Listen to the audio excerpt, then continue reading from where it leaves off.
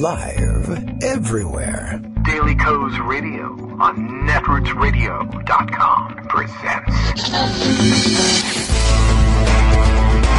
David Walton. Kagro in the Morning Show.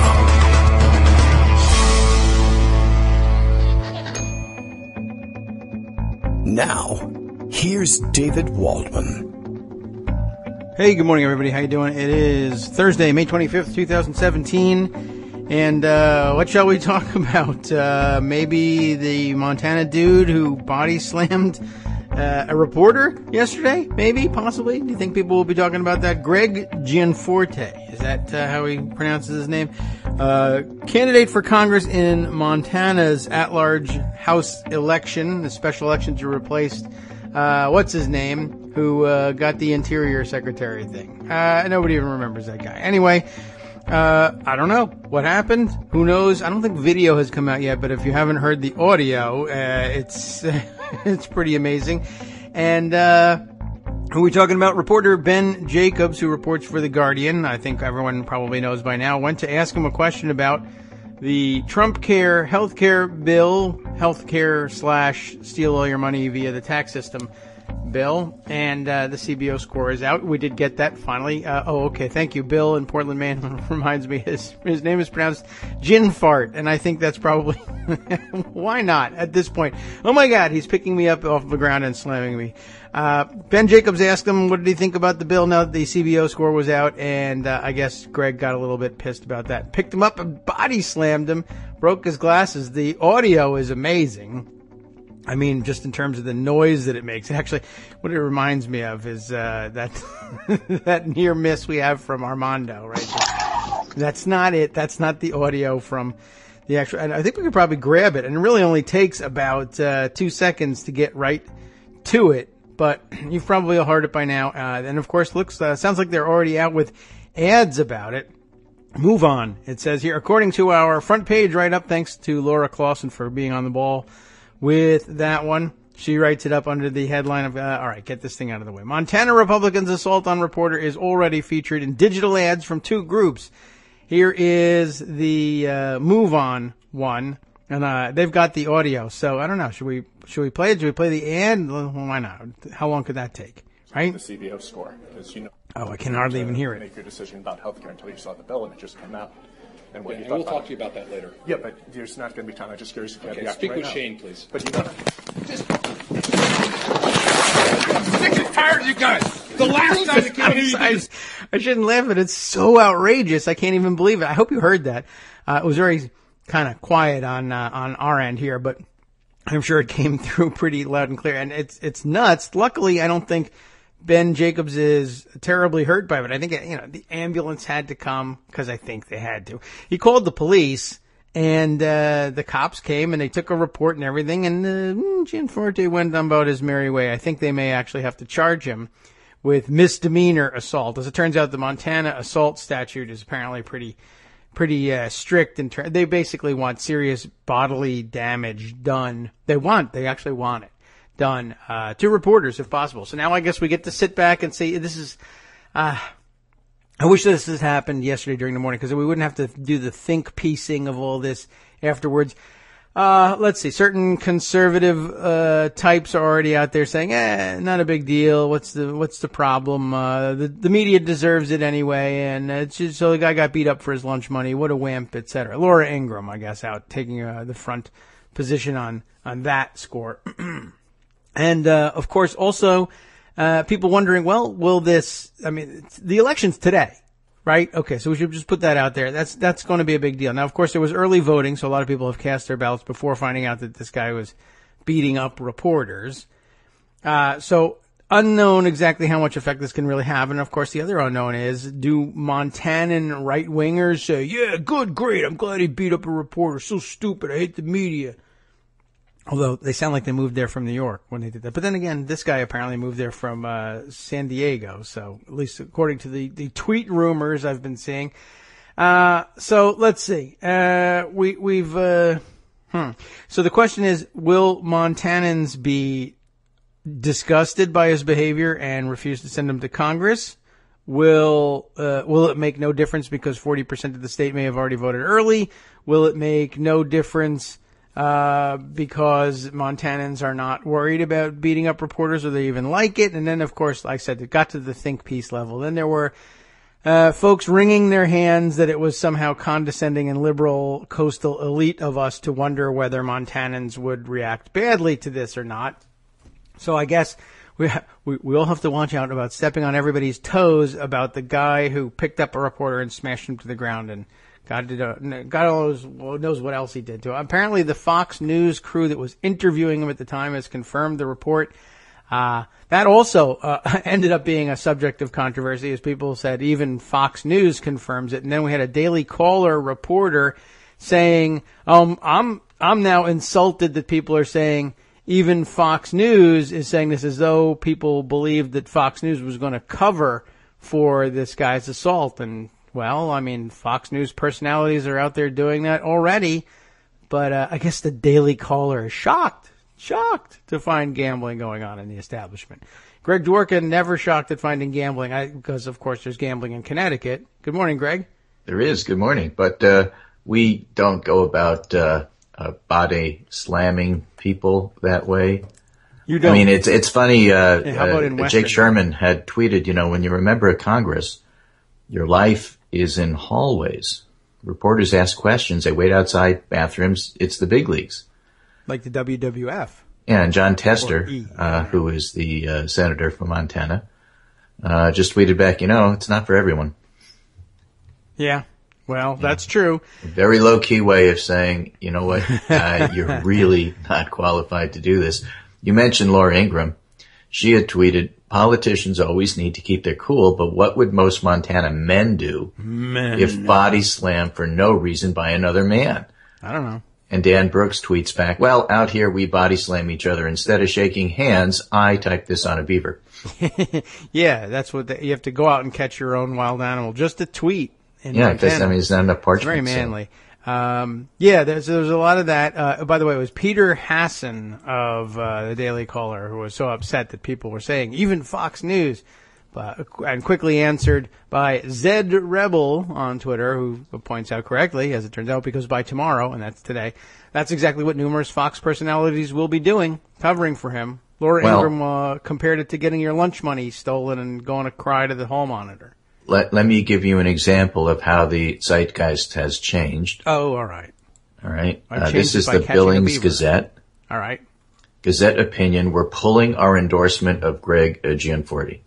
Yes. We're at a loss for words. And as people who wrangle words on a minute-by-minute basis, that doesn't happen often. What happens even less, hopefully never again, is a Montana candidate assaulting a reporter. Yeah. But you know what? This is on the rise, really. I mean, I guess from zero, thankfully, to a couple. But I mean, I think I recall this happening with one of the wacko Alaska candidates. Not a body slam, but they shoved the reporter and handcuffed him to a chair at some point. We had Corey Lewandowski yank a conservative reporter, a woman reporter, out of the way of Donald Trump and toss her around. We've had reporters now roughed up at the FCC recently when they tried to ask a couple of questions. And of course, Donald Trump telling everybody that media is the enemy of the people. It's not looking really good. And, they do buy ink by the barrel, as the old saying goes. We'll see what they're able to do about it. Right. Somebody was arrested for just asking questions. I forget which cabinet member. Right. It could have been Mark Price or I can't even remember anymore. Tom Price. Yeah, I believe that's right. Tom Price, right. So what the Gazette says, while there's still questions left unanswered, this altercation with Guardian reporter Ben Jacobs, eyewitness accounts, law enforcement investigations, and records are all shocking, disturbing, and without precedent. That's why the Billings Gazette editorial board is also doing something without precedent. We're rescinding our editorial endorsement of Greg Gianforte. Although we're greatly troubled by the action against a member of the media who was just doing his job, to make this an issue of media intrusion or passionate defense of the role of a free press would be to miss the point. If what was heard on tape and described by eyewitnesses is accurate, the incident in Bozeman is nothing short of assault. We wouldn't condone it if it happened in the street, if it happened in a home, or even a late-night bar fight. And we couldn't accept it from a man who's running to become Montana's lone congressional representative. So that pretty much captures the Montana view. But here's a little tweet storm from Rick Wilson this morning. Okay. He writes, well, Mark Caputo starts off with, one, reporter questions Paul about important issue. Paul is ducking. By the way, don't forget, this was all about the CBO score. Oh, yeah, right. Now the background is that Ben Jacobs had written a story a week ago in The Guardian about Greg Gianforte investing money in the Russian giant oil company, energy company. Yeah, a couple of them. Both Rosneft and what's the oil one? Gazprom or Gazprom. whatever. That's right. That's the gas one. Okay. So reporter questions Paul about important issue. Paul is ducking, which is the CBO score, having written that not flattering story a week before. Right.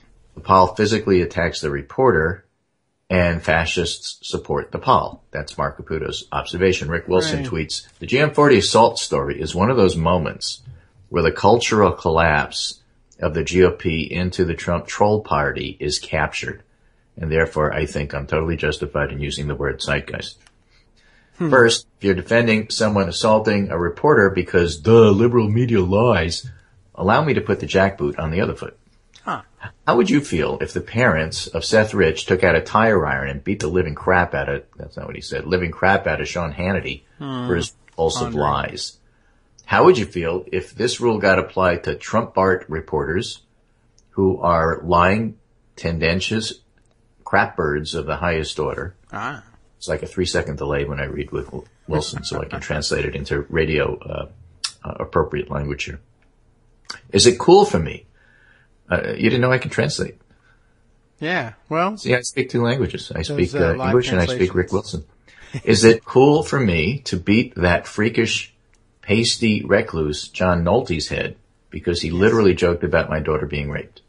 Yes, it is. Are you so past the rule of law and lack so much confidence in your ideas that this is where you take political satisfaction? Because if this is where you are, you're not a party, you're a mob. If this is where you are, you're not a conservative, you are trash. All right. The vast majority of people beating their chest and macho ball walking on this issue have never been in a fight, never landed a punch, but I guarantee you some of them, including the clique conservatives, will defend this even obliquely. The problem with political violence is twofold. First, it accelerates, and second, the set of acceptable targets widens. If you're a Republican or a conservative defending this, please stop identifying yourself as either ends. All right. Well, certainly worth keeping in mind. Although I don't know. There's some borderline cases that he mentioned there. I don't know. We'll give it some consideration. Although I guess the consideration that's being given to it on at least one side, I note for the record that Amanda Marcotte saw today wanted to know the reason for a 136,900% increase in lookups for the term body slam, and was correctly guessing. Apparently, the right wing has taken to Facebook and online elsewhere to dispute that it was really technically a body slam. So that was real helpful. Well, it is what it is, and thank you. The election, excuse me, is today, and 2/3 of the vote's already in, and it was already expected that this guy was going to win. Yes. And because it's so close to the election, it's not at all clear what happens now. What we were always hoping for, was a close race in a single-digit race in a state that is red, and that in and of itself would be a win. Now that this has happened, again, I don't want to get people's expectations too high, because the guy who assaulted the reporter may well win this election. Yes. But hopefully it'll be a closer race than people expected. Right. It should also be pointed out that the sheriff of the county handling the investigation is a donor to Greg Gianforte. Yeah. But so far he's been doing his job relatively well. I mean, he has been charged with misdemeanor assault, so. Yeah. Right. It doesn't rise to the level of felony assault there in Montana because they're so tough and beat each other up and type on beavers and all that. But yeah, so I guess that'll be the right-wing activity of the week for people not involved directly in the situation, is defending it somehow, belittling people who get attacked, disputing that there even was an attack, and Gianforte's campaign put out a statement saying, yeah, it was actually the reporter's fault. He attacked me. Brown shirts are brown shirts, and the statement from Gianforte's campaign, given the eyewitness from the Fox News reporter as well as the audio, doesn't pass the smell test, but doesn't even pass the laugh test. This is interesting, though. Our friend Justice Putnam sent us a Fox and Friends parrots Montana GOP congressional candidate's defense for assaulting reporter. On Fox and Friends, there's no mention of the contradictory witness account written by a Fox reporter. Wow. So just to give you an idea of the editorializing that Fox News does, they don't even take their own accounts and use them on the air. They just make stuff up because it doesn't matter where it's from. Well, there you go. Peter J. Hassan of Daily Caller. One gets the impression that if it had been a Fox News reporter that had been assaulted, it wouldn't have changed a thing. No, I don't think so. It was a Breitbart reporter, or she was I can't remember her name. She was a Breitbart, the woman I'm thinking of was a Breitbart reporter when she was assaulted by Lewandowski on the campaign trail. Right. Anyway, so there's that. That's only one of multiple stories that have been going on. I did send in the list that I sent you, so Scott Anderson can have it later for the roundup. Our friends at Decision Desk HQ have updated Montana early voting statistics. Oh. For example, Yellowstone, the largest county in the state by population, typically a Republican one. Yes, Jellystone, the next largest. Jellystone Park with Yogi Bear. Yes. The largest county in the state by population, and typically a Republican one, still has not exceeded its 2014 mail-ins, but a pile of large counties have blown past midterm numbers. Ravalli is at 120% of its 2014 tally, Lewis and Clark 118, Gallatin 115, Flathead 113, Missoula 109%. All mail-ins must be received by Thursday, May 25th. And overall, 67.2% of mailed absentees have been turned in. For comparison, in 2016, 94% were returned. In 2014, 88%, and in 2012, 92%.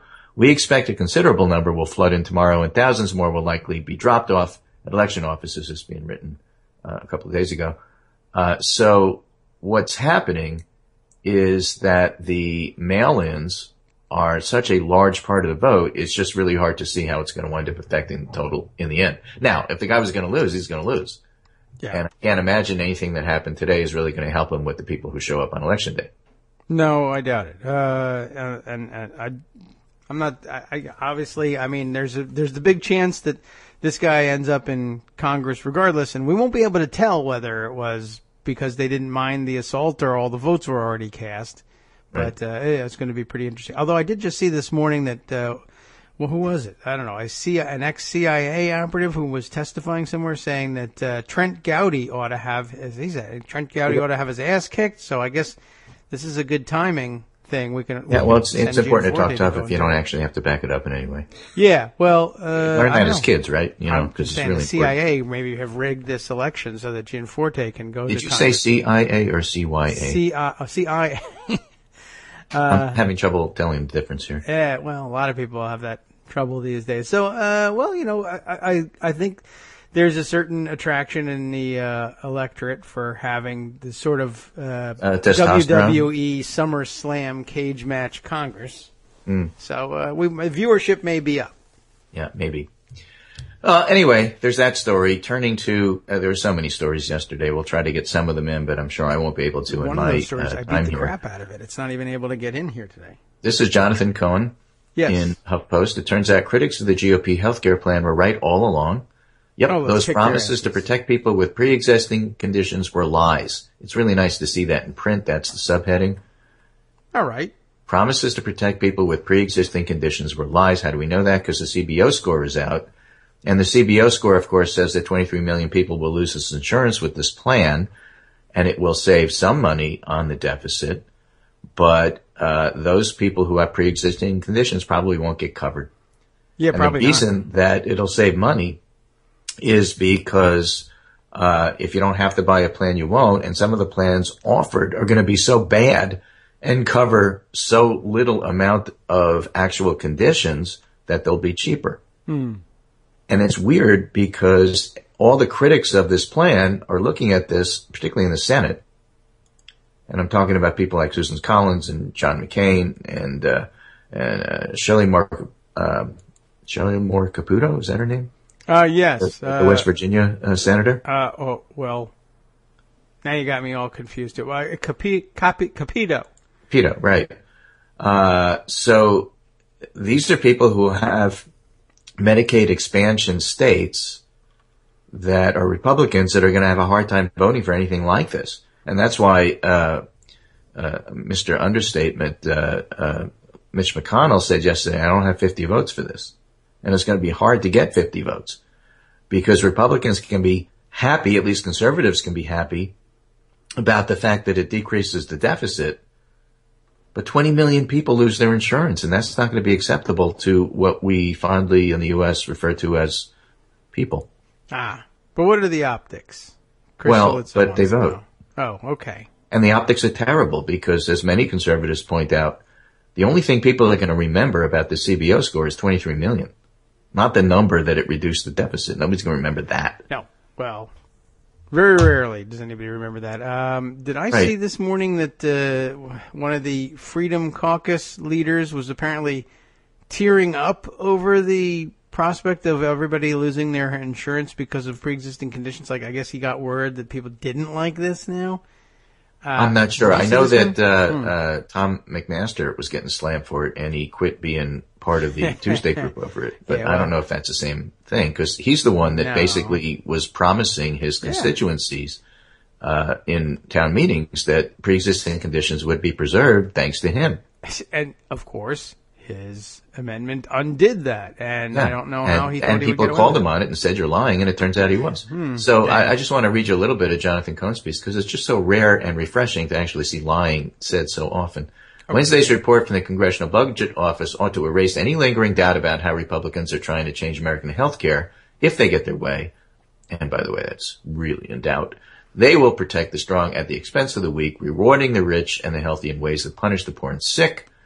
Republicans have tried mightily to deny this and accuse their critics of dishonesty. President Trump, Vice President Pence, House Speaker Ryan, they and their allies have insisted over and again that their proposals would improve access to health care and protect people with pre-existing medical conditions, but it's the Republicans who are lying about what their plan to repeal Obamacare would do. They were lying back in March when they introduced the initial version, and they've been lying since early May, after they revised their proposal and rushed to vote on it before the CBO, Washington's official scorekeeper, had time to evaluate it formally. So to be clear, CBO's overall assessment didn't change much since the basic framework of the bill hasn't changed much either. Older people would still face higher premiums. In fact, it's the 50 to 64-year-olds who would really be slammed by this bill, as insurers would gain more leeway to vary prices based on age. Lower income people buying private insurance on their own would still lose financial assistance. Some people would feel better off as a result of the changes. Young people in relatively good health who would get access to cheaper coverage, while more affluent people who get little or no financial assistance would start to get more. Oh, that's nice. I like that. Right? That's the whole idea of what they do. Wealthy people would get extra money, since the GOP legislation would undo the taxes that finance the Affordable Care Act's coverage expansion. But the net effect would be 23 million fewer people with health insurance, many of whom as a result would face financial or physical hardship because they could no longer afford medical care. That's nearly identical to the 24 million that the CBO estimated would lose coverage from the bill's previous version. A million here, a million there. So you're talking about a lot of people, you know? Yeah. Well, so that's really what's going on, just so that people know. And I have to step back a little bit from this, from the numbers, and this is what it means, and that how many people. This goes back to March. And Dave Hopkins, who is a political scientist, wrote a piece called How the New Healthcare Bill Confirms the Asymmetry of the Parties. Now, you have asymmetry in terms of who body slams and who doesn't, and who approves it and who doesn't. But here's the new healthcare bill, which is a financial body slam that one party approves of and the other doesn't. Matt Grossman and I wrote a fair amount about healthcare in our book, Asymmetric Politics, because it's a political issue that represents a particularly effective example of our main thesis. The Democratic Party is organized as a coalition of social groups, while the Republican Party is controlled by an ideological movement. Now that the House Republican leadership has released its healthcare reform proposal, that was the original HCA, the long-promised plan to repeal and replace the Affordable Care Act, it's clearer than ever that the two parties are fundamentally different in character. The Democratic Party is control of a number of discrete social groups, each of which pressures party leaders to support and enact policies designed to ameliorate specific perceived problems faced by the group. For decades, Democratic constituencies have demanded the party act to provide health care benefits to vulnerable populations, a goal that was addressed by the creation of Medicare and Medicaid in the 60s, the Children's Health Insurance Program in the 90s, and the Affordable Care Act in 2009-2010. By and large, Democrats are less concerned about the mechanics by which a policy is implemented than they are about the real-world effects of that policy. For example, the Affordable Care Act did not reflect an overarching ideological vision for the nation's health care. It was instead designed to minimize disruption to the existing system in order to increase its chances of passage while extending insurance and other benefits to a greater proportion of the public. That sounds highly practical. But it's important because when you go back and look and see the arguments that Democrats and Republicans, conservatives and progressives have about this, we always step back and say, of course it was a success. It covered more people. And people who don't like it will turn around and say, yeah, but 7% of the population, if they're honest, or a lot of people, if they're not honest, had their premiums go up, and you said we could keep our junk insurance, and it turns out we can't. Well, it was junk insurance, which is why you can't keep it. Right. But it was all about covering more people. That was the goal. It succeeded. And when you talk about whether the plan was a success or not a success, it succeeded in covering more people. That was the intent. We're Democrats. Now, they'll turn around and say, yeah, but it didn't fix all the problems in American healthcare, and it didn't make healthcare cheaper. That's not what it was supposed to do. It was supposed to cover more people.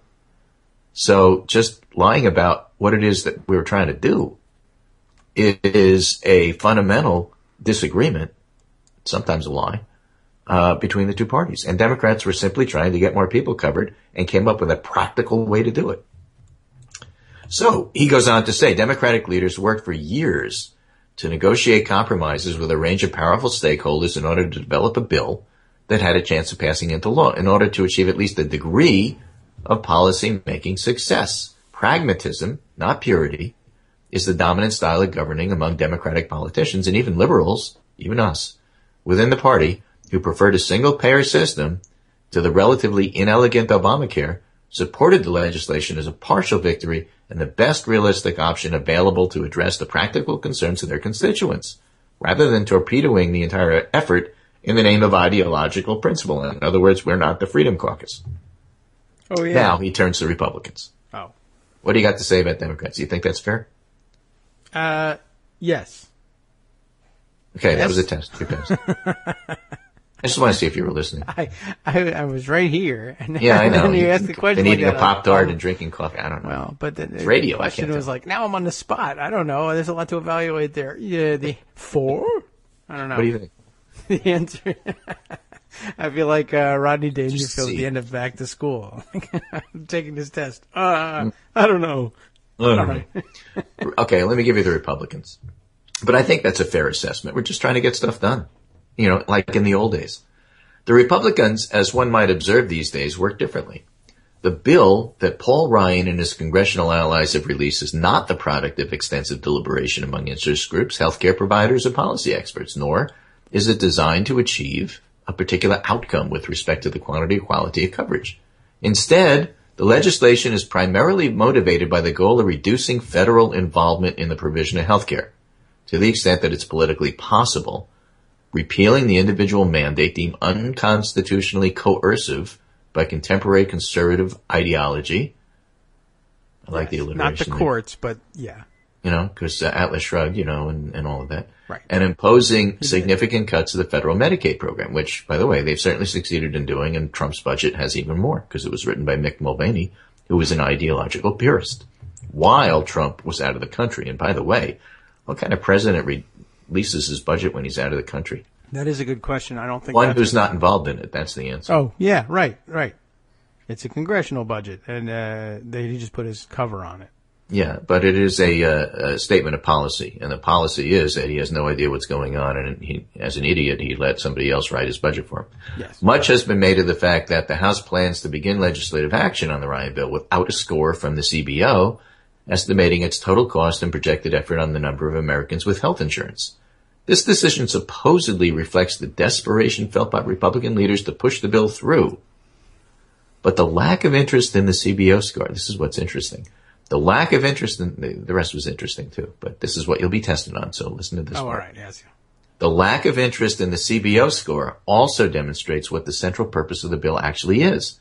For Democrats, the point of enacting the ACA was to increase the number of Americans who had health insurance.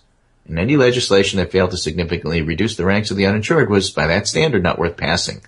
Validation from outside experts that the ACA would fulfill the goal of coverage expansion was necessary in order to maintain party support. That's how you got Lieberman to vote with the rest of the Democrats at the time he was a Democrat.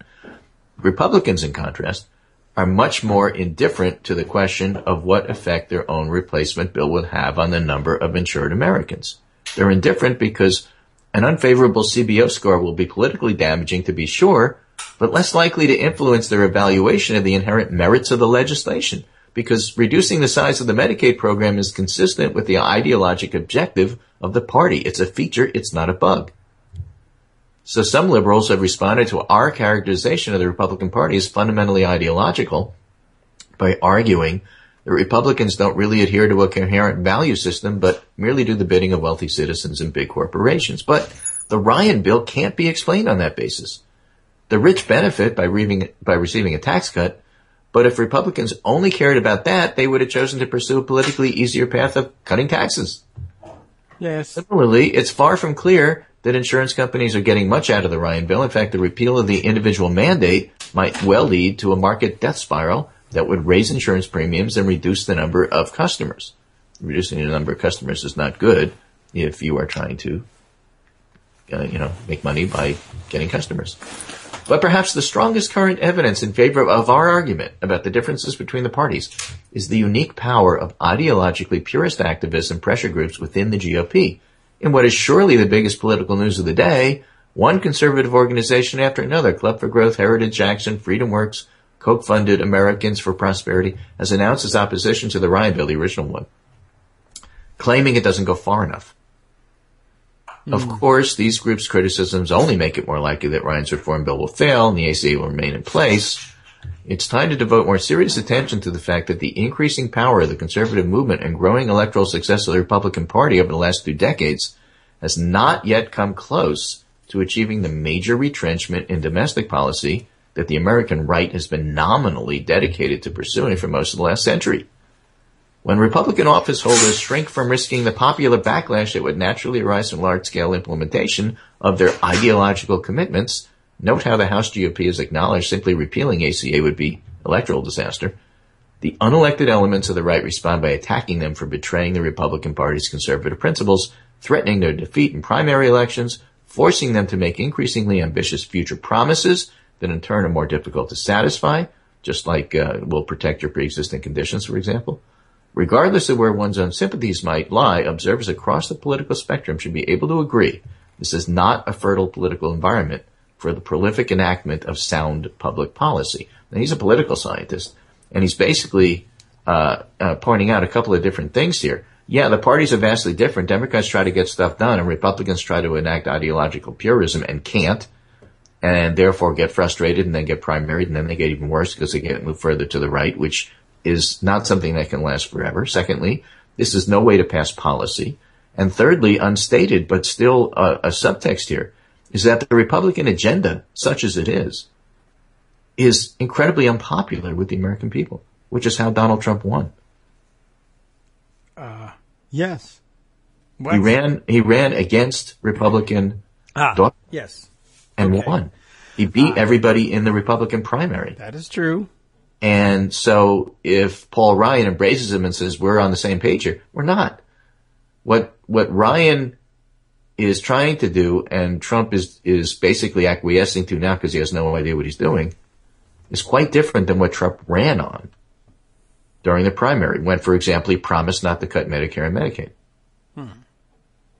and yet his budget slashes Medicaid, and AHCA slashes Medicaid, which are his constituents, which is why it's having trouble in West Virginia and why it's having trouble in the Senate. And it's really a remarkable thing to look at and step back and look at the bigger picture and think, you know what, when 2018 comes, there's likely to be a reckoning here because these two are not the same. They've made a tremendous number of promises they can't deliver, and now they're lying about what they're doing, just like they did with the HCA and pre-existing conditions, as we went over with Jonathan Cohen. And it's just an amazing thing to see all of this actually come back to roost. And what's their example? Starting to hit people. Not because just reporters. That's what this whole body slam thing was over, is the CBO score. Yeah. And they have no answer to it, so you got to hit somebody. I guess so. I wonder. I don't know how much more of it we'll see, but yeah. I mean, that's. Well, you're going to see a lot of running, and I don't want to talk about it. Right. Well, that's okay. I mean, it's not great, but we can deal with that. Although, who knows? I don't know. Maybe people are clamoring for free-for-alls in the hallways. They should pad the floors. Yeah. Well, the summer recess when you go back to your constituencies is going to be quite interesting. I think so, especially if anybody gets the idea that body slamming is the way to go. Mm-hmm. So we'll try to nip that one in the bud. Yep. I don't know if it's going to work, but okay. Well, lots left to debate, and I'm not even sure what I'm going to be able to make out of this election, but I'm glad for the story, certainly, and glad for most of the reactions that I've seen to it, and the next couple. You mean the Montana election? Well, that small part of it, and then of course, the CBO story in itself. I mean, it was going to be a big deal anyway. But, the body slam has only made it bigger. And by the way, I did find out about the crying congressman.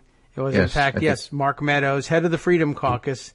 Oh, nice. Tearing up, as Topher Spiro says, upon realizing that the AHCA doesn't protect pre-existing conditions. That's something he found out, I guess, just recently, which is weird because... Was he crying because he liked it or crying because he doesn't like it? Yeah, right. It was tears of joy. This is beautiful. No, I don't think so. And quoting, let's see here. It was a screen grab from, where? Independent Journal Review. CBO analysis likewise, the CBO analysis was likewise adamant that AHCA's current high-risk pool funding isn't enough to cover sick people if states use the mandate waivers. After reading the paragraph, Meadows told reporters he would go through the CBO analysis more thoroughly and run the numbers. He's going to do it himself.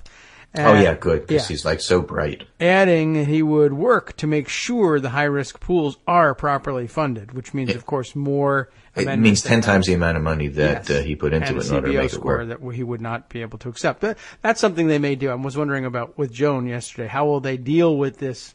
Well, to put another $45.92 into the pool and say that they fixed it. Yeah. In other words, they'll lie about it, just like they've been lying about it up till now. Right. In other words, that not only will they patch it up that way and attempt to convince people that was enough money to do it, but they won't wait for the CBO to tell them whether they think that's right or not. And that's why it's so important to go over that Dave Hopkins things that we just talked about now. Their interest is not in actually solving this problem.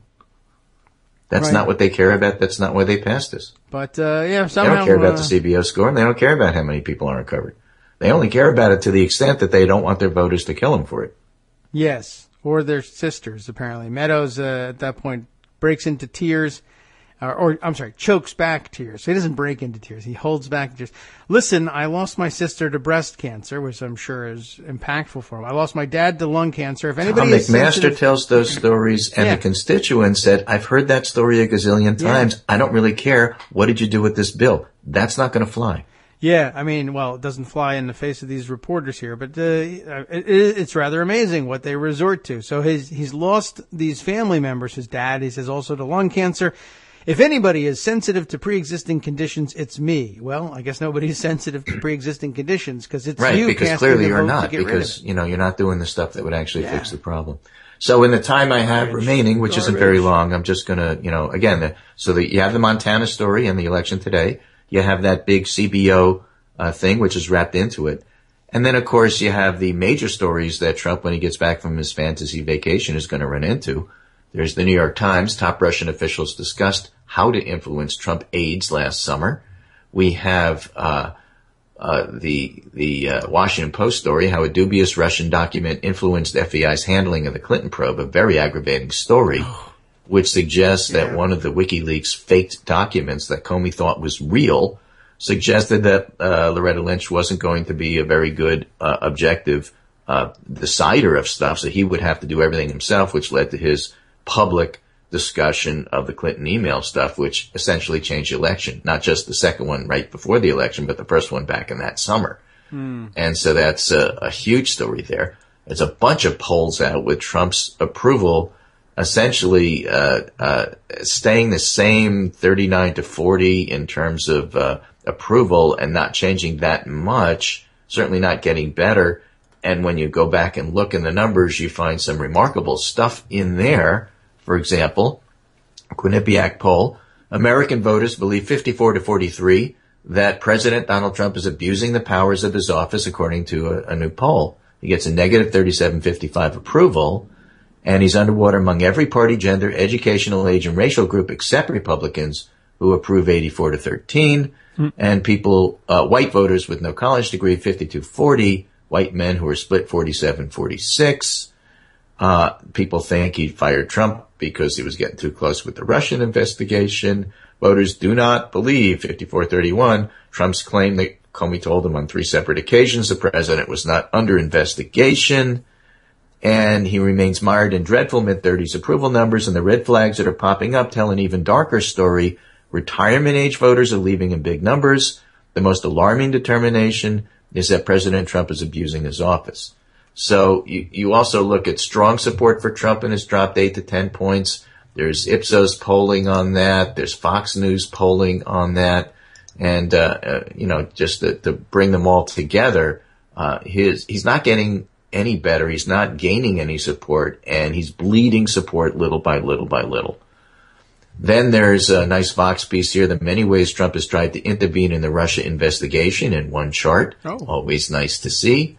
And, when you put all of this together, you have a situation where what are Democratic candidates supposed to do?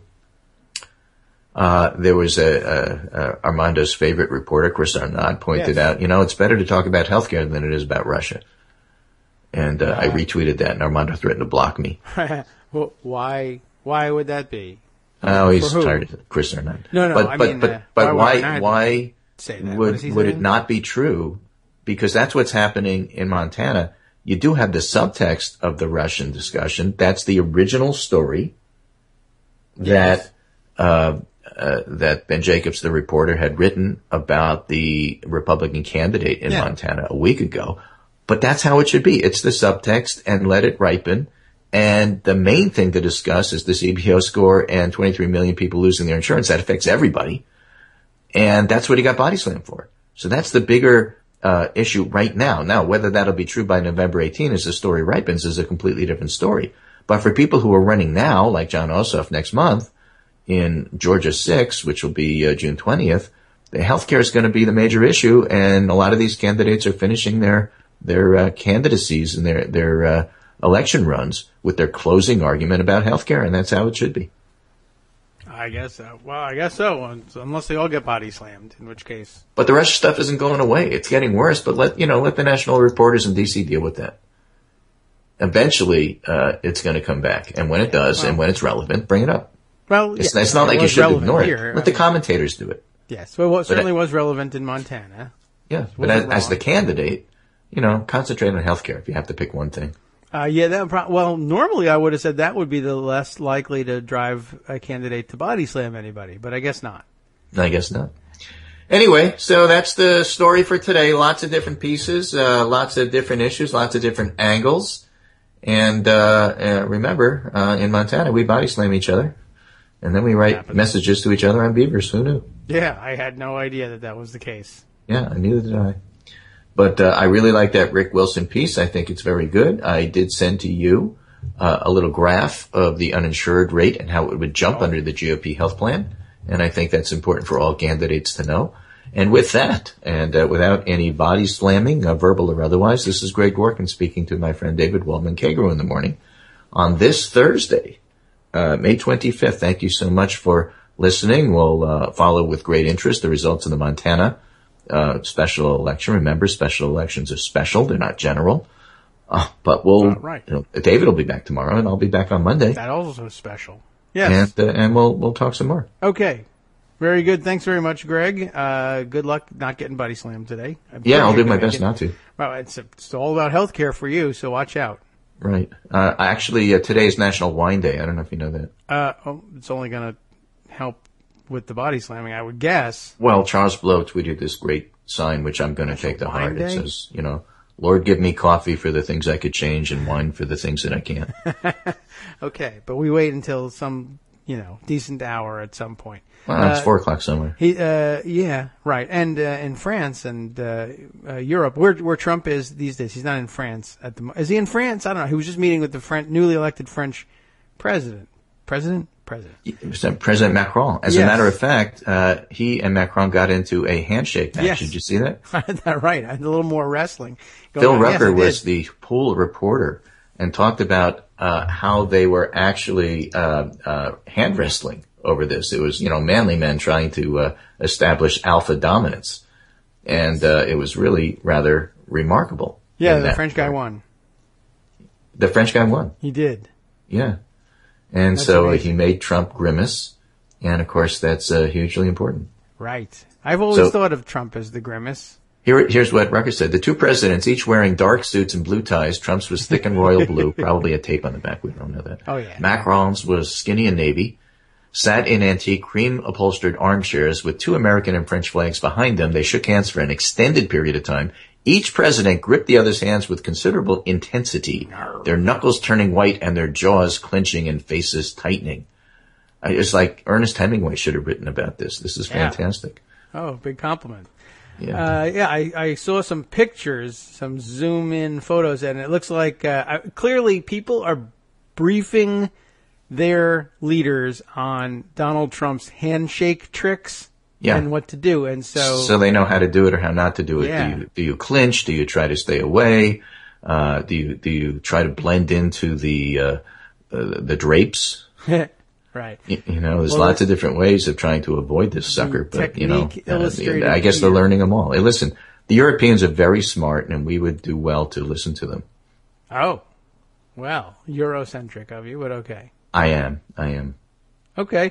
Well, I'll accept that. And, so everyone should take a look at the photos, by the way. So, the long story short, with the handshake, Macron got him in the clinch where you don't allow. Well, of course, Trump's fingers are so short, it might be an easy thing to do, but he gets him right at the third knuckles. Were they playing that game where you go over the thumb and see who could win thumb wrestling? Not quite, but he got that trick where That would have been hysterical if that's in so fact what they were doing, right? In this video of that. He can't get his fingers around. So Trump's got the crushed hand in the other guy's hand and it can't grip. It's very funny. But with those little fingers, I think that would be pretty happening to him pretty regularly. But he's just got this grin on his face like, I got you. And Trump knows he's been gotten, too. The faces are funny.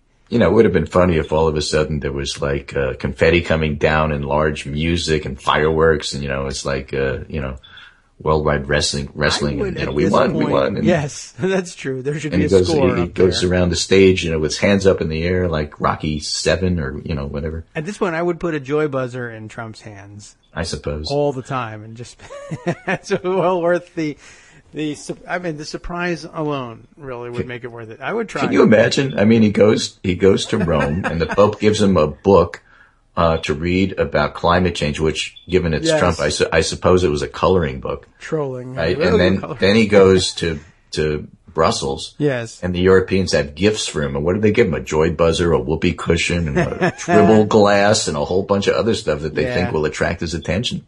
Right. Or distracted from what the big boys are doing here. Yeah, Korea, Shmaria, we can't talk about that. Russia, too complicated. On the other hand, look at this joy buzzer. Yay, it's got my name on it. If we engrave it would work.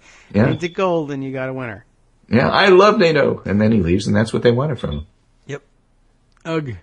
Well, Ugh is right. All right, take care, and I'll talk to you on Monday. Well, thank you very much. You do the same, Greg. Have a good weekend.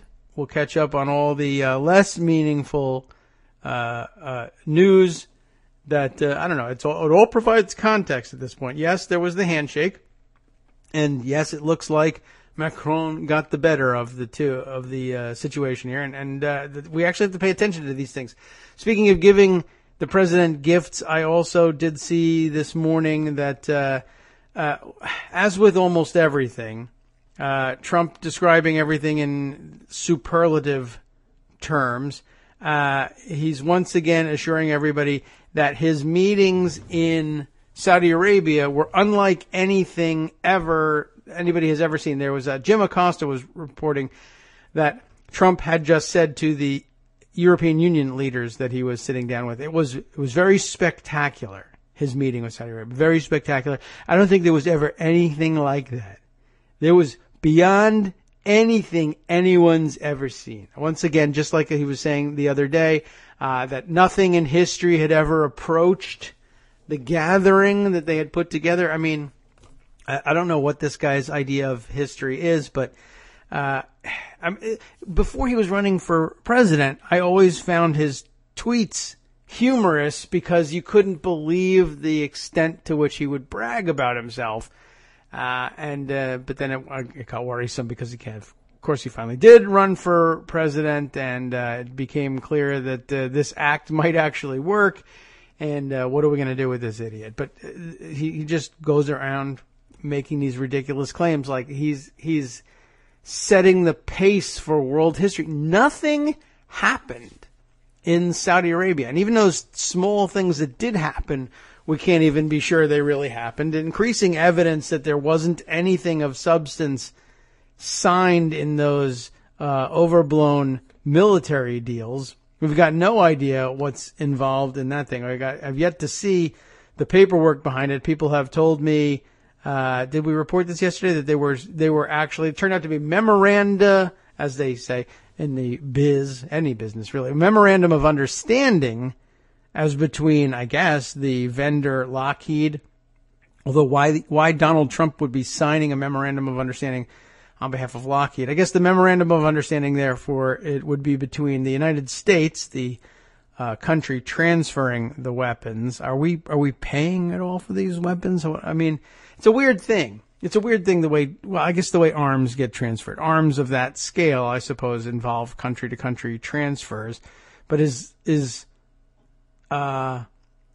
Lockheed making them? Are they not making them directly for the Saudis? Are they making them and then supplying them to the United States, and the United States is then transferring ownership to the Saudis? I'm not 100% clear. No one's 100% clear on the details of this thing. But, I mean, if the Saudis were buying arms from Lockheed, why don't they just sign a contract with Lockheed? Why is there a signing at all for Trump? Trump loves to sign things. Maybe he would insert himself in that. But anyway, boy, there's an awful lot to catch up on. Well, we might as well spend the next day and a half trying to catch up with those things. So shall we run through a couple of the latest outrages? For one thing, I guess one thing we have to bring up, I'll let Think Progress outline it for you, because why not? That helps us digest the raw story from Reuters here. Esther U.C. Lee, writing for Think Progress, British officials scold the U.S. We didn't talk about this one yet. British officials scold the U.S. Why? For leaking intelligence on the Manchester attack. You likely have seen this story, but let's get a little detail on this one. Israeli officials were similarly alarmed. Holy mackerel. And writing, it's not so bad. After Trump shared their intelligence with the Russians. So in the last couple of days, we've learned about spilling the beans on Israeli intelligence, spilling the beans before, but we just learned about it in the middle of all the Trump shambles, spilling the beans to Rodrigo Duterte about the location of 2 nuclear submarines off the Korean peninsula, and 3, now sharing the identity of the bomber from Manchester, who I guess, I mean, the British intelligence officials were still in the middle of trying to sweep up and arrest other suspects in this case. And they told the U.S., I guess, the identity of the bomber, and probably in the hopes, well, certainly in the hopes that they would keep it quiet, and probably in the hopes that they would share any intelligence that they might have on this person. And instead they went and told the newspapers, including the New York Times, the name of this person. The New York Times, of course, probably assumed, well, you told us the name on the record. That must be because you've got clearance to report that and you want it reported for whatever reason. So we'll report it. And nope, it turns out the British were like, I thought you understood what we were doing in giving you this name. Not to give it to the press, but for you to do some research on it. I can't believe you blew it. Anyway, let's see. We'll read this and then we'll head back to the comments, make sure we round everybody's input up for the show. Intelligence shared between the United Kingdom and the United States must remain secure. That's a quote, must remain secure. British Prime Minister Theresa May will emphasize to President Donald Trump following leaks of the Manchester attack to the New York Times. I will make clear to President Trump that intelligence that is shared between our law enforcement agencies must remain secure, May said. The two world leaders will likely see each other at the NATO meeting in Brussels on Thursday. That, of course, being today. A little optimistic, I think, there, the Prime Minister. I will make clear to President Trump. But you should have left it. These are the words that I will say to President Trump. I am hopeful that that will make it clear to him, but I can never really be sure. But this is the point I wish to impress upon him.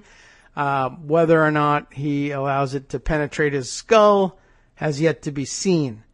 British police said leaked details of the Manchester attack, including forensic photos provided to the New York Times, have hurt their investigation.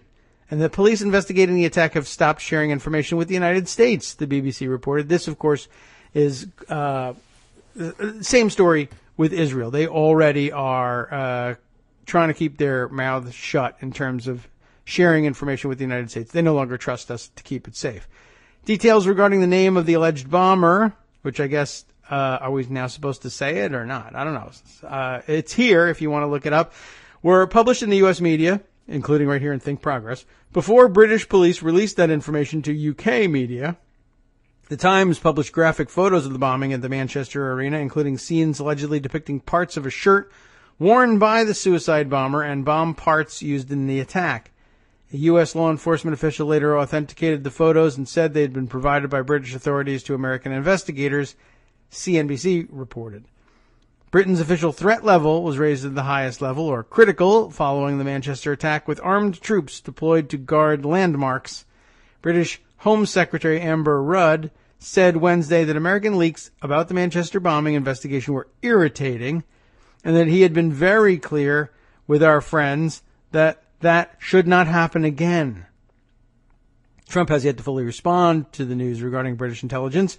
When asked about the news during a meeting with French President Emmanuel Macron in Brussels, he mouthed the words, "Thank you," at a White House pool reporter. That, of course, one of his favorite tricks that we've discussed in the past is when people are shouting questions to him that he doesn't like, I guess his move, we have mentioned this, right? He likes to point to somebody in the crowd, and it doesn't matter whether that person exists or not, but point to somebody in the crowd and say, and mouth those words, "Thank you, thank you."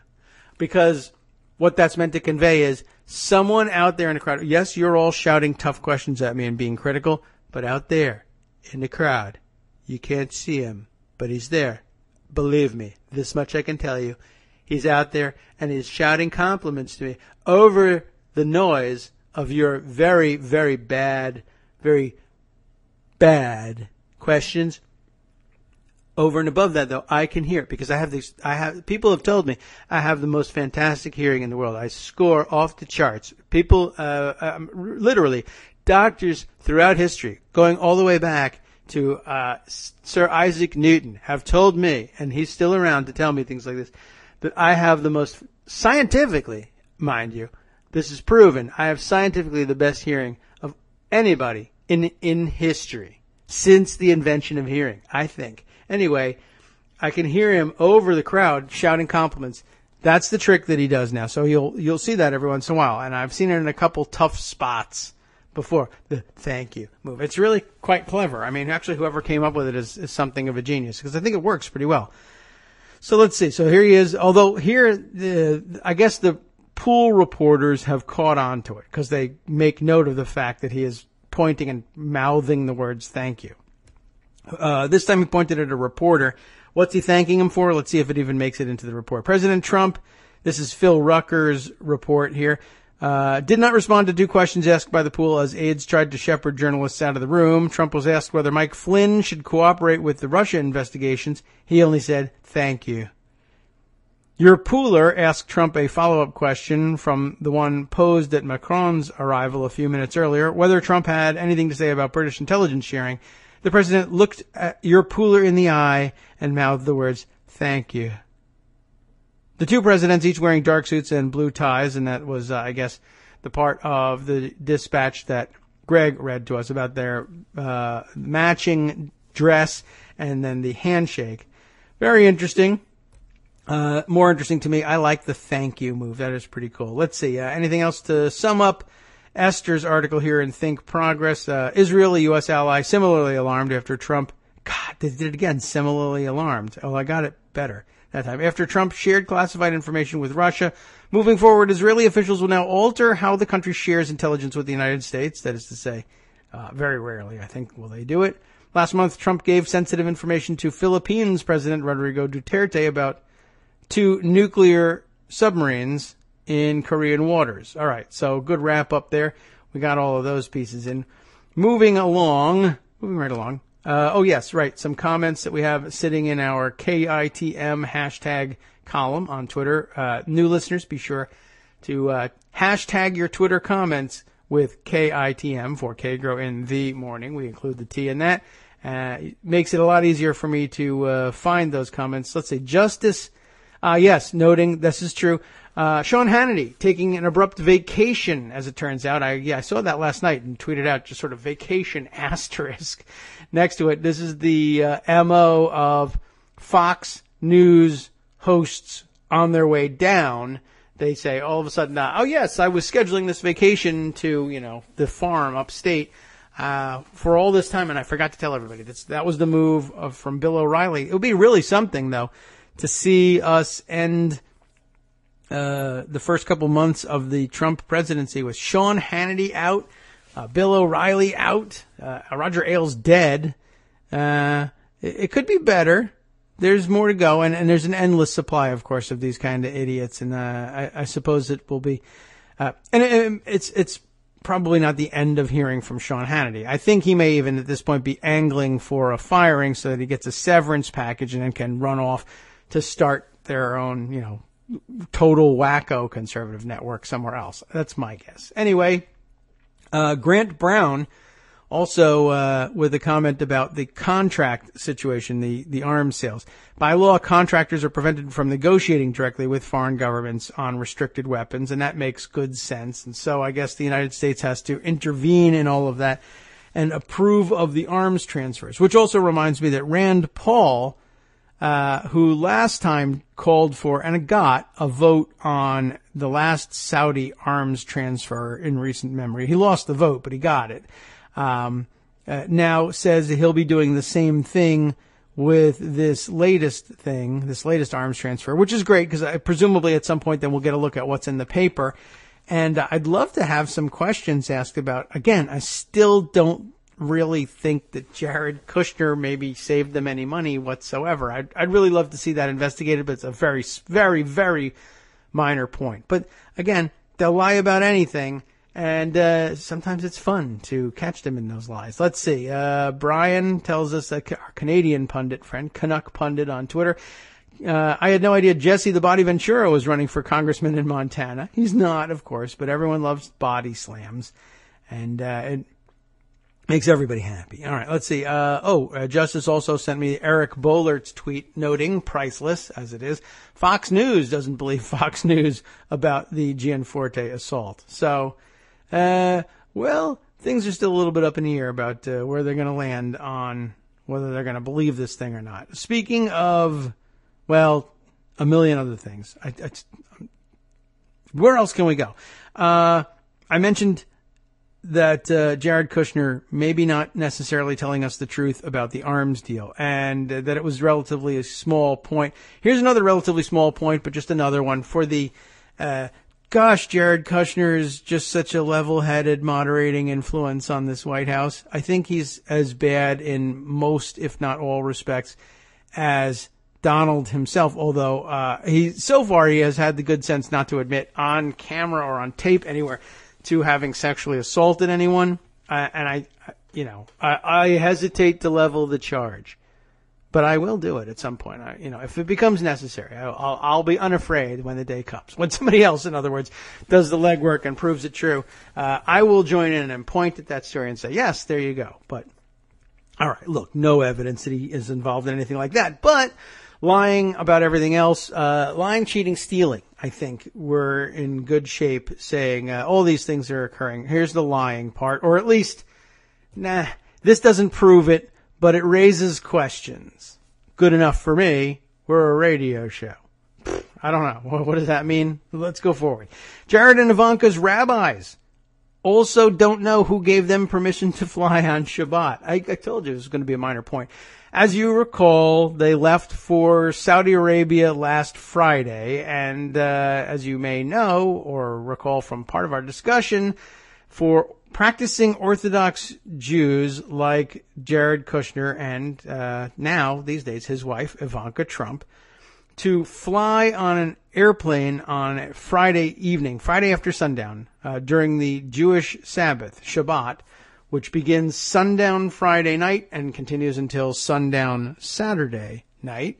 Among the many things that are prohibited for practicing Jews, practicing Orthodox Jews anyway, during the Sabbath, igniting a flame or anything remotely connected to igniting a flame, and that gets interpreted down to the level of turning on the light switch because spark, to driving a car or riding in a combustion. I don't know what the rule is on electric engines, although I assume there's some sparks involved in that too, so that's out.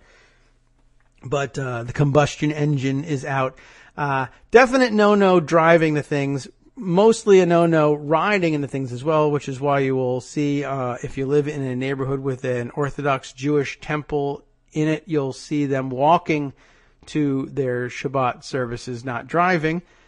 Different among Reform Jews or even conservative Jews, the different movements and approaches to worship. But for an Orthodox Jew like Jared and for Ivanka, that should be out. But they insisted that they got some sort of special rabbinical dispensation for the flight.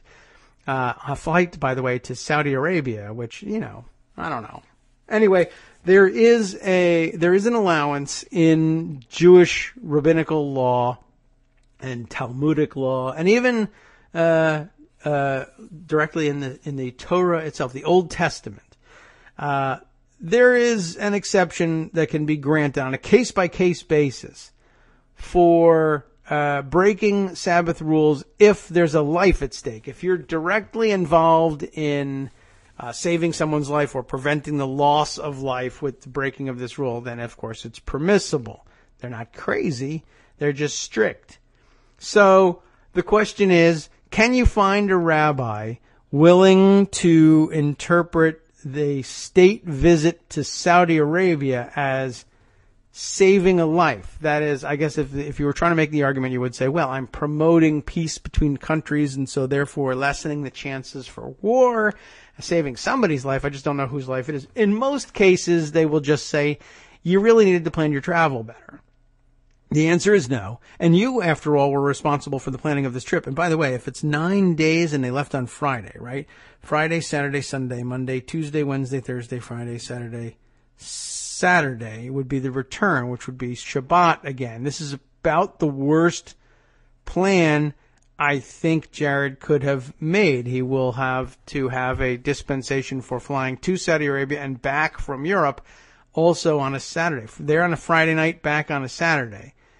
How did he get these waivers? I don't know. The point is, nobody knows. That's the point of this article anyway. From the Jewish Telegraphic Agency, Ben Sales writes this piece. Which Orthodox rabbi gave Jared and Ivanka permission to fly on Shabbat? We don't know who it was, but we know who it wasn't. It wasn't Haskell Lookstein, who first oversaw the first daughter's conversion to Judaism. It wasn't Marvin Heyer, who gave the invocation at President Donald Trump's inauguration, who I believe performed the wedding. It wasn't Levi Shem Tov, the spiritual leader at the synagogue in Washington, D.C. that Jared Kushner and Ivanka Trump have attended. And it wasn't Shmuley Boteach, the celebrity rabbi that has lavished praise on the president and taken a series of selfies with his advisors. These are some super famous rabbis. Those rabbis, on the record, denied giving their stamp of approval to the Friday night flight to Saudi Arabia, although none of them criticized the decision, and understandably so, and all refrained from commenting on it, more or less. Rabbi Hershey Zarchi, and that's Hirschy, not like the chocolate bar, who ran the Chabad at Harvard, where Kushner was an active student, or was active as a student, was unavailable for comment. Flying in an airplane is one of the many activities prohibited by Jewish law from sundown Friday to nightfall Saturday, principally because igniting the engine involves lighting a fire. Shabbat's laws can be broken, however, to save a life, a concept known in Hebrew as pikuach nefesh. Okay. Not sure where the accent belongs on that, but all right. Well, I'm not getting a lot of dispensations. Let's say that up front. The question, much debated on social media by both fans and detractors of Trump's daughter and son-in-law, is whether participating in Trump's first foreign trip as president qualifies as life-saving. And I'll remind you, he went there to sign an arms deal. I think that really seals the issue. Are you going to save someone's life? I'm going to sell $350 billion worth of weapons, so... And the rabbi says, so no. And Jared says, no, I mean, so yes. They're going to use the weapons to kill people who were going to kill other larger numbers of people, presumably. And so therefore, net savings, like a CBO score for death. Anyway, I guess there's some dispute here. Others were, it says here, by the way, that some of the discussions were respectful inquiries into Jewish law. Others were, let's face it, pure snark of the from-shaming variety. I don't even know what that's supposed to mean, but okay, I'm probably doing it, so I'm not aware. Observant Jews with political power have faced questions like these for ages, most famously, perhaps, Senator Joe Lieberman of Connecticut and Jack Lew, President Barack Obama's Treasury Secretary. When dealing with the fate of a nation, how far does pikuach nefesh stretch? If a person would be in that circumstance, with that level of responsibility, it's not just that isolated event he has to calculate, said Rabbi Menachem Genach, CEO of the Kosher Division of the Orthodox Union, an umbrella Orthodox group. He'd have to think not just about this event. What are the consequences down the line? The definition of pikuach nefesh might be broader than it usually is. Genach and Shem Tov both cited Israeli officials who were given permission to pick up the phone, also prohibited, to give or receive directives on Shabbat, even if the call was not directly related to military operations. Likewise, religious Israeli soldiers will continue serving on Shabbat when necessary, even during relative peacetime. Shem Tov, who runs the Washington synagogue commonly known as the Shul, and there's no space in that for some reason, the Shul. There's two different words, but okay.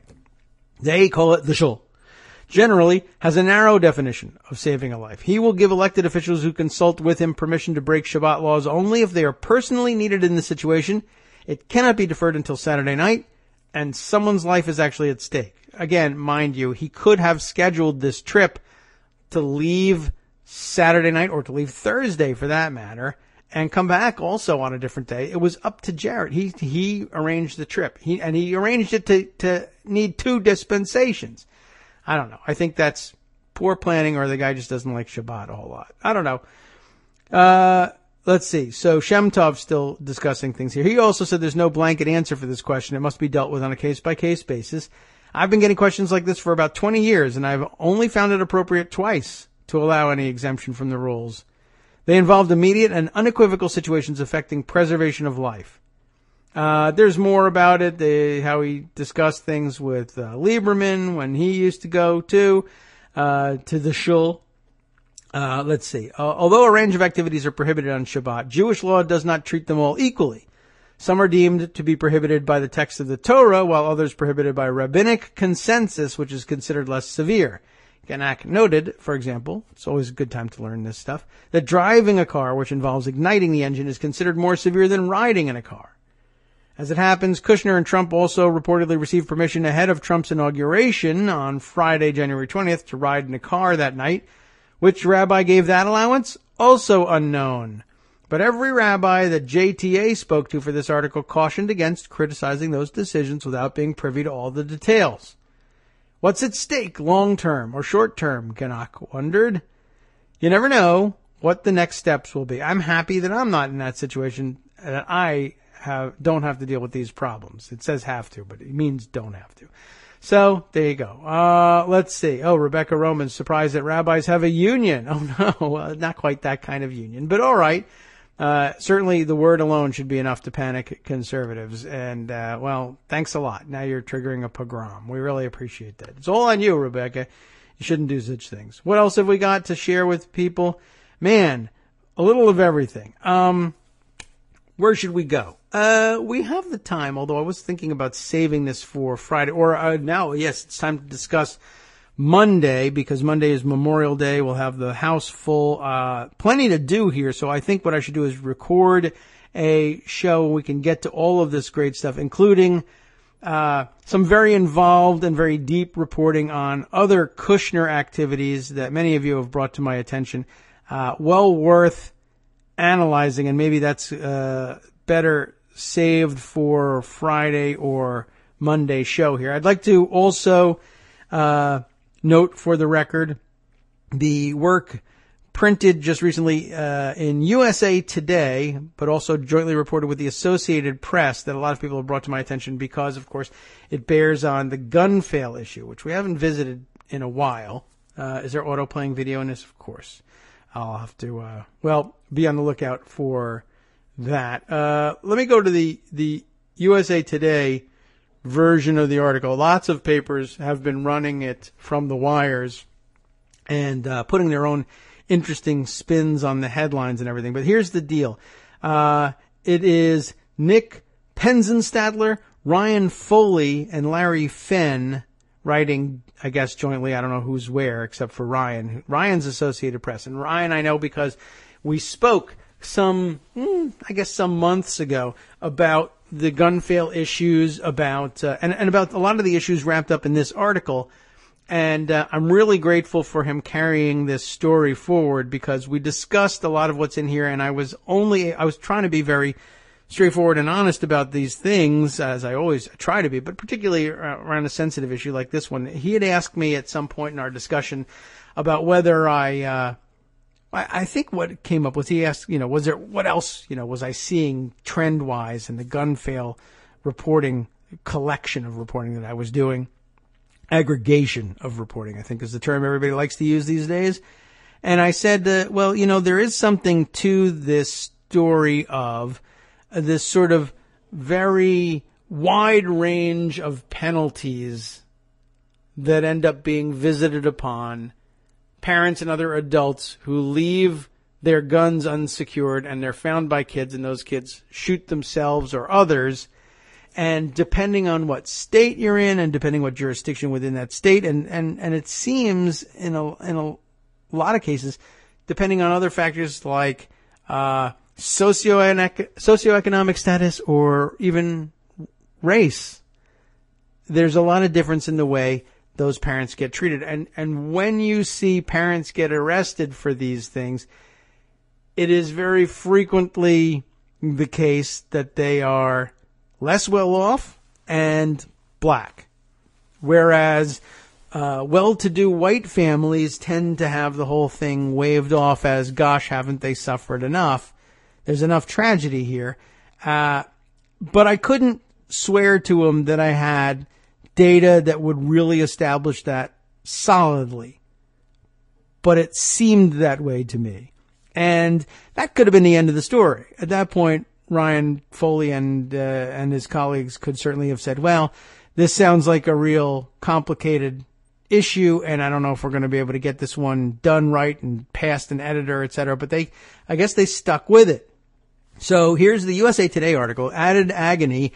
Justice is haphazard after kids' gun deaths. And it's Dateline Durham, North Carolina. I guess that's where they're starting off with their first anecdote here. Amy Pittman, learned on her first day in jail to bottle up her grief. As soon as she arrived, guards took her shoelaces so she wouldn't try to hang herself, cry too much or scream too loud, and she feared they would come back and take everything else she had left, her clothes, a sheet, a plastic spork. But how could she not? How could anyone? 10 weeks before, Pittman was a single mom who worked overnight shifts as a gas station cashier to keep her 3 kids fed and clothed. Now, alone in a cinder block cell, she faced criminal charges for not doing enough to protect them. She pictured her youngest, Christian, 9 years old, in his coffin, blue shirt neatly tucked, cold to the touch, dead at the hands of his 12-year-old brother who had accidentally shot him in the back. 5 minutes can change your whole life, said Pittman, 38. I wish every day that I would have stayed home. It's an interesting thing. And it's a hell of a story and a real tearjerker when you think about the details of the story. Just sort of pointing out along the way, like many of these stories, you feel deeply for the families here, but sometimes you just wonder, what have we learned in all this? Really? I mean, I wish I had stayed home, which I guess it could mean the same thing, and maybe she's just having difficulty dealing with it, but I mean, isn't it really, I wish that I had been smart about having a gun in the house? Either, if you don't want to go so far as to say you just shouldn't have done it, period, no mention of I don't know, maybe there's some mention of it and it's edited out, but how about instead of I wish I had stayed home that day, I wish I had kept that gun locked up safely. That's the wish, but how do you get involved in how do you get into the head of a parent in this situation? I don't know. So don't read too much into it, but it is interesting that rarely is the first thing out of their mouth. But again, there could be so many psychological issues. It just might not be something she's capable of saying at this point. So that's a possibility I want to acknowledge. Anyway, basically you'll have guessed the rest of the details of the story. Children under 12, of course, they found out in their own investigation, die from gun accidents in the United States about once a week on average. Almost every death begins with the same basic circumstances: an unsecured and loaded gun, a guardian's lapse in attention, and each ends with the same basic questions: who is to blame and should the person be punished? An investigation by the USA Today Network and the Associated Press found these questions are answered haphazardly across the nation. No surprise to those of you who've been listening to the show or reading Gunfail. Nearly identical accidents can have markedly different outcomes. A shooting that leads to a prison sentence in one state can end with no prosecution at all in another, and they can even vary county to county. They know that too. In 2015, a babysitter in North Carolina was charged with involuntary manslaughter when a 2-year-old she was watching shot herself with a 20-gauge shotgun she found on a table. 2 months later, police and prosecutors in Colorado opted not to charge a babysitter after a 9-year-old boy was shot by his brother. The sitter had briefly left the boys unattended, and they found his loaded .38 Special in his pickup. Grandparents in Detroit, both 65, faced manslaughter and weapons charges that could have sent them to prison for 17 years after their 5-year-old granddaughter found a loaded pistol under their pillow and shot herself in the neck. In Illinois, a grandmother pleaded guilty to a minor gun charge and received probation after a 6-year-old boy found a revolver in a bedroom closet and shot himself. "Oh my God, I killed my baby," she screamed to police at the scene. In the days after the death of Amy Pittman's son, a second grader with thick black hair he often wore in a mohawk, the decision of whom to blame fell to Cindy Kenny, an assistant district attorney in Durham, whose usual mix of cases included murders and sex assaults against children. She said Christian's death seemed to be no ordinary accident. Investigators said that in addition to the shotgun that killed Christian, they found a handgun under a mattress in a bedroom and an assault rifle in the closet. They found 100 rounds of ammunition in a grocery bag. And Kenny would later tell a judge that Pittman's underwear drawer had more ammunition in it than it did panties. In a country with almost as many guns as there are people, it's not unusual to find loaded weapons within children's reach, which is the amazing thing, of course. One study published in 2008 in the journal Health Education Research found that firearms are present in about 1/3 of all homes with children nationwide. Guns in half of those homes were kept unlocked. Guns in 1/6 of them were kept loaded. In that sense, the accident that killed Pittman's son in April 2014 was like many others. What set it apart, prosecutors said later, was that she should have known better. Kenny said someone had called the county's child welfare agency to say Pittman's kids were seen chasing one another through the neighborhood with guns. A social services worker met with her, warned her that it was illegal to leave guns near unsupervised children, and offered to buy her a gun safe so she could secure them. Pittman's response, Kenny said later, was that the county should stay out of her business. Pittman tells a starkly different story. She says she was never contacted by the social services officials and insists she was unaware of the guns in her house, which belonged to her boyfriend. Kenny said prosecutors did not charge her boyfriend because, unlike Pittman, he did not have a legal duty to keep her kids safe. Police, prosecutors, and the social services office declined to release any records about her son's death. Prosecutors throughout the country say deciding whether to bring charges is seldom easy. Parents are suffering, and heaping a criminal prosecution on top of that grief may not do much to teach others to handle their guns more carefully. In some cases, the decision to seek charges can cost the surviving kids their parent. Kenny did not struggle with her decision. Accidents happen, but this case mandated our charges, Kenny said. It's awful. You don't bring these charges lightly, but all of this could have been prevented. A grand jury indicted Amy Pittman on charges of involuntary manslaughter and 3 counts of felony child abuse. Pittman, the grand jury said, willfully and feloniously did kill and slay Christian Pittman, in that formal language that they use. Pittman dropped her kids with their grandmother and waited at a friend's house to be arrested. She wouldn't see them for almost a year and a half. And it goes on from there, and it's an extensive piece. And I don't think I'll read all the way through the rest of it on the air here, but I wanted to just sort of acknowledge that that piece is out there, and to thank the people who wrote it for carrying that ball forward, because it was just a suggestion in a wide-ranging gun fail conversation, and I'm glad to see that this very complicated issue was taken up and put in context. And man, it certainly can be a difficult decision. But yeah, you wonder occasionally why it is that some people get charged for these things and others don't. I mean, I've seen some cases before where it's like, I really can't believe that they're walking away from charging somebody with this. And really, I can't point to anything other than the fact that this is a well-to-do white family in a rich suburb that this happened to. But to me, those are sometimes the cases that need to be made an example of, because not only do most people go about their daily lives under the assumption that either my kids are not old enough to reach the gun, or couldn't fire it even if they did, or just this one time I'll leave it here, or whatever the excuse is. A lot of people, I think, are coming also to the conclusion that if you're, socioeconomically privileged enough, you're not going to get charged anyway. And certainly their lawyers know it, even if they never really give that any affirmative thought. And I doubt very many parents really think of things that way, even if they are gun nuts. I doubt very much whether they say, hey, well, if one of my kids shoots himself, at least I know I won't get charged. I don't think they're that callous. Anyway, thought it was an interesting article, and thanks to Ryan Foley for carrying that ball forward. Let's see. Other interesting stories that we might want to explore.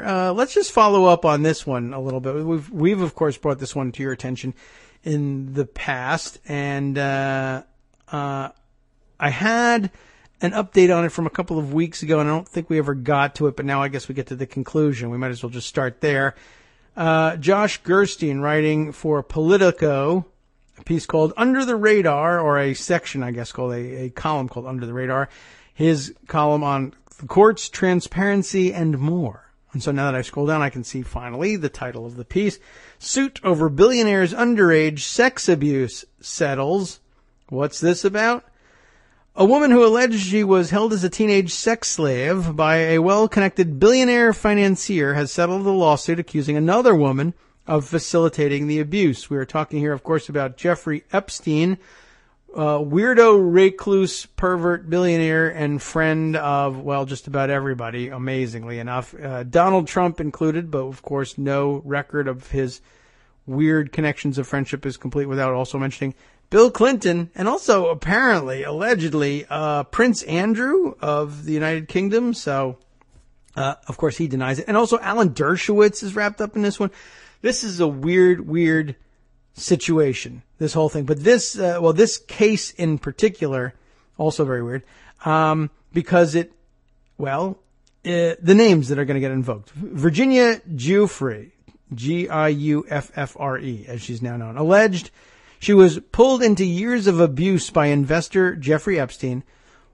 Ready for this part? When she was working as a 15-year-old towel girl at President Donald Trump's Mar-a-Lago resort in Palm Beach in 1999. How odd that international playboy, renowned, infamous international playboy and rapist Jeffrey Epstein decided, in other words, that when he need a teenage sex slave, Pervalago. That's the place I'll go. I'll find exactly what I need over at Pervalago. That place was a den of iniquity, as it turns out, in the 90s. And I guess really the Marla Maples era. I don't blame it on Marla Maples. I think she was a symptom of the situation much more so than any motivating cause here. This was really Donald Trump's swinging era after divorcing, or separating anyway. He hadn't finalized his divorce, I don't think, from Ivana Trump, Ivanka and Eric and Don Jr.'s mom. And he was, this is the period that we're talking about where he kept the bikini changing room and would invite models over and ask them to come for a swim. And golly, I didn't bring my bathing suit. Don't worry about it. Choose one of these. In this special bikini changing room, just make sure you do your changing right here on this X that I've marked on the floor for no particular reason. He totally wasn't videotaping those things. And then he would walk around and parade them around and say, look, another fabulous Trump girl. Isn't this great? She's so beautiful. Everyone look. Anyway, the suit alleged no wrongdoing on Trump's part, except for running the filth club, but okay. But accused Epstein's girlfriend, and this name, unbelievable, Ghislaine, how do you pronounce this? Ghislaine, Ghislaine Maxwell. No idea how that's actually pronounced. She, by the way, as I recall, daughter of a big media mogul. Isn't that right? I've seen it described elsewhere. But at any rate, it was Epstein's girlfriend who did all of the procuring of underage girls. And this was a regular occurrence, allegedly, for Epstein. She denied the allegations, of course. The Made for the Tabloids case appeared to be nearing trial as soon as this month, when a last-minute delay was granted by the judge.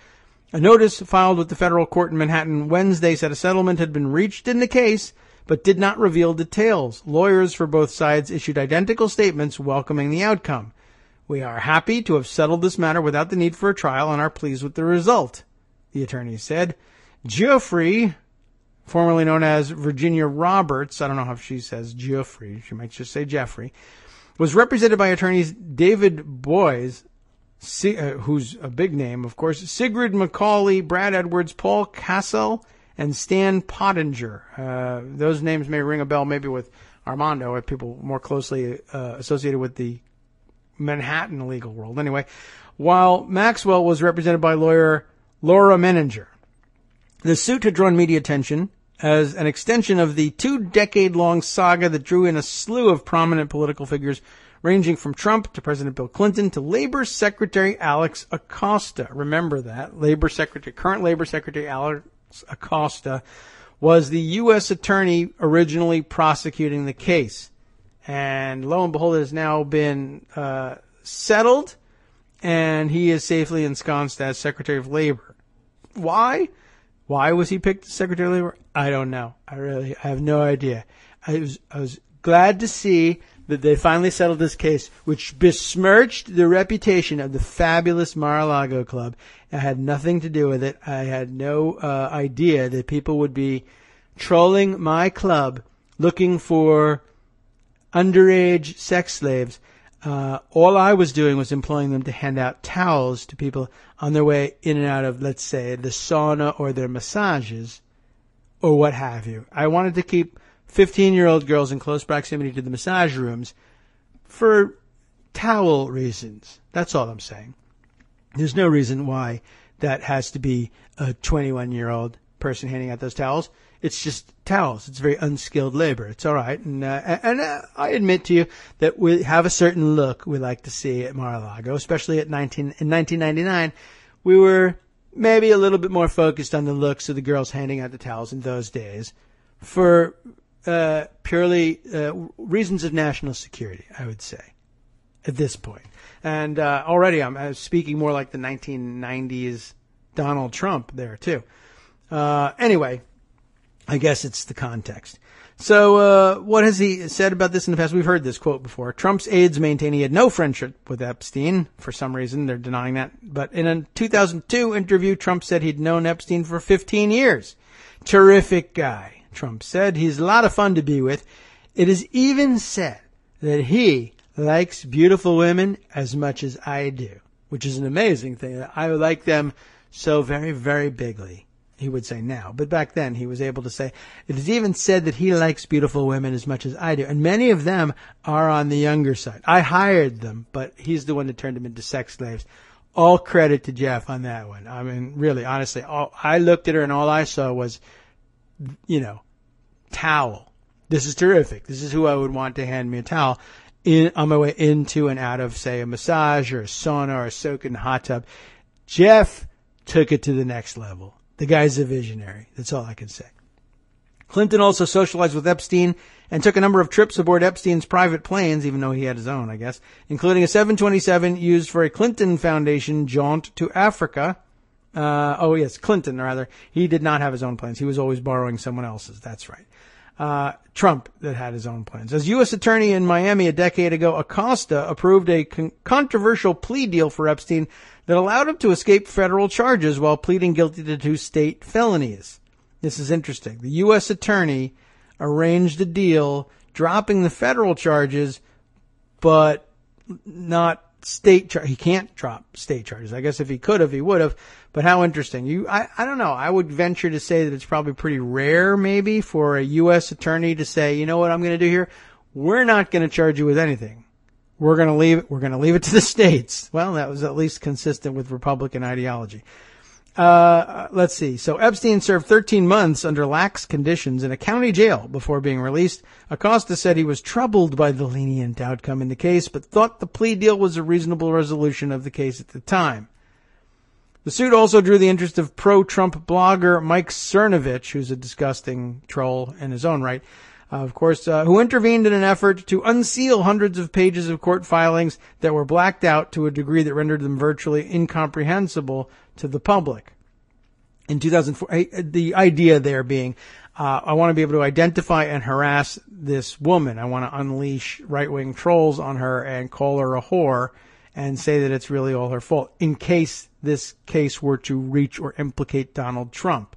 We want to nip that in the bud and make sure that everybody, if you don't know about Mike Cernovich, take some time perhaps off air here to update yourself on who he is. He's one of those disgusting guys that lives at the nexus of alt-right trolls / men's rights, quote unquote men's rights activists / pickup artist thing.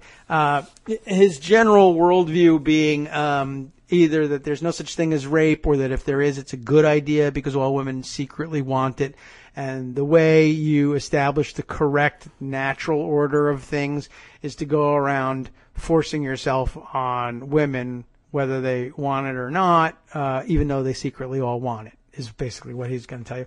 And anybody, what to do anytime one of those lesbian bitches tells you no, here's how you deal with it. That kind of guy. By the way, White House press credentials. Just thought I'd throw that in there. In 2014, Roberts accused several prominent figures of having taken part in the alleged sexual abuse, including Harvard law professor Alan Dershowitz and Prince Andrew of Britain. Right? There's the mention anyway. Both men flatly denied the claims. Dershowitz recently filed an appeal seeking to unseal records in Geoffrey's lawsuit that he says shred her credibility. Other litigation related to Epstein's sexual involvement with underage girls remains pending. including a suit in Florida challenging the plea deal as violation of a federal victims' rights law, and a suit another woman brought against Maxwell, making similar claims that she facilitated abuse by Epstein. It's a sordid tale, and I guess it's not quite over, but amazing nonetheless. And I guess the closure of this chapter means we won't hear that much more about how he was recruiting his underage teenage sex slaves at Mar-a-Lago, the fabulous Winter White House. Okay. Just thought we would bring you up to date on that one. Yes, man, what else to discuss? There is, of course, the reporting on the incredibly frustrating story that Greg mentioned earlier on, which is that apparently, yeah, we might as well just do it now. I mean, God, there's so much stuff here, but I'm trying to make decisions on the fly about what to save for tomorrow and what to save for Monday. But this one seems like we just can't wait on it anymore. Let me pick up the Washington Post's reporting on it, but I'm pretty sure, didn't I put aside, did I not put aside an article from a post from Daily Kos on this one? Maybe not. Lots of people brought this one to my attention, of course, and this one extremely frustrating. Where did I put this one now? Already I've lost the track of it. At any rate, wow. I don't know how I must have flipped the screen. I must have hit a button somewhere and jumped ahead. Gosh. Anyway, this is the story of how, I guess this is the explanation, the long-awaited explanation. For a long time we were scratching our heads about Comey and what in the name of God would have influenced him if he seems like such a conscientious guy, overly conscientious in his zeal for the FBI and in protecting the reputation of the FBI. And we were all puzzled as to what would make him jump into the election after declining to speak about so many other things and in fact, declining to speak about their ongoing suspicion and a newly launched investigation at the time of Trump's connection to Russian espionage figures in the middle of the campaign. People asked, how could you have intervened on the Hillary Clinton emails issue and not told us about your suspicions about Trump? And it didn't make any sense, and everybody ended up having to come to the conclusion at the time that he was merely biased for whatever reason against Clinton and not biased in the same way, anyway, against Trump, which seemed awfully surprising. I mean, it just didn't really fit with his character, but neither did the intervention in the Clinton case. And